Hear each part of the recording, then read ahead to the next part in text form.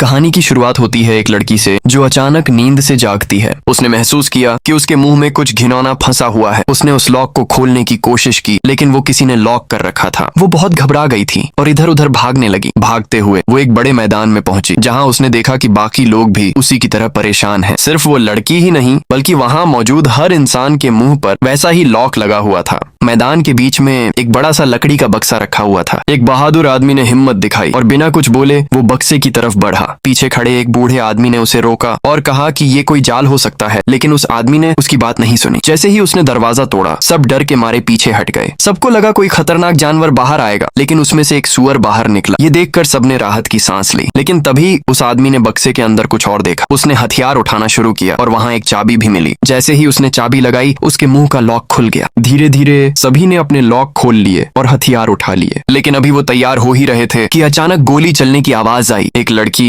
जो अभी अभी आजाद हुई थी, उसे गोली लग गई और वो वहीं ढेर हो गई। सब लोग अपनी जान बचाने के लिए जंगल की तरफ भागे। हर तरफ मौत का साया था। जो भी बचने की कोशिश करता मारा जाता। भागते भागते कुछ लोग एक कांटेदार तार के पास पहुंचे और मुश्किल से उसे पार किया। आगे जाकर उन्हें एक दुकान दिखाई दी। वो लोग बिना सोचे समझे अंदर घुस गए। दुकान का मालिक और दो बूढ़े लोग वहां थे जो उन्हें देखकर डरने का नाटक कर रहे थे। भूख से तड़प रहे एक आदमी ने वहां रखा खाना खाया, लेकिन खाते ही वो जमीन पर गिर गया और उसके मुंह से झाग निकलने लगा। वो खाना जहरीला था। तभी दुकान वाले ने गैस मास्क पहन लिया और वहां जहरीली गैस छोड़ दी। दरअसल ये कोई आम दुकान नहीं थी, बल्कि उन शिकारियों का ही अड्डा था। तभी वहां लीजा आती है। जब वो सिगरेट खरीद रही थी तो उसे कुछ गड़बड़ लगी। उसने देखा कि दुकान वाले ने पैसे ज्यादा लिए हैं और सिगरेट कम दी है। लीजा समझ गई कि यहाँ कुछ तो गलत है। उसने बिना देरी किए दुकान वालों पर हमला कर दिया और उन्हें वहीं खत्म कर दिया। जब उसने दुकान चेक की तो उसे वहाँ लाशें मिली। अब लीजा को यकीन हो गया था कि ये एक खूनी खेल चल रहा है। लीजा वहाँ से निकली तो उसने देखा कि कार के दरवाजे पर एक बम लगा हुआ है। उसने होशियारी दिखाई और वहाँ से बच निकली। रास्ते में उसे और भी लोग मिले, लेकिन वो किसी पर भरोसा नहीं कर सकती थी। ट्रेन पकड़कर वो भागने की कोशिश करने लगी, लेकिन वहाँ भी पुलिस चेकिंग हो रही थी। आखिरकार उसे पकड़कर एक रिफ्यूजी कैंप में डाल दिया गया। वहाँ उसे एक बूढ़ा आदमी मिला जो शुरू में उसके साथ ही था, लेकिन लीजा को उस पर शक हुआ। जब उन्हें लेने के लिए गाड़ी आई तो लीजा ने उस आदमी को गाड़ी से धक्का दे दिया। बाद में पता चला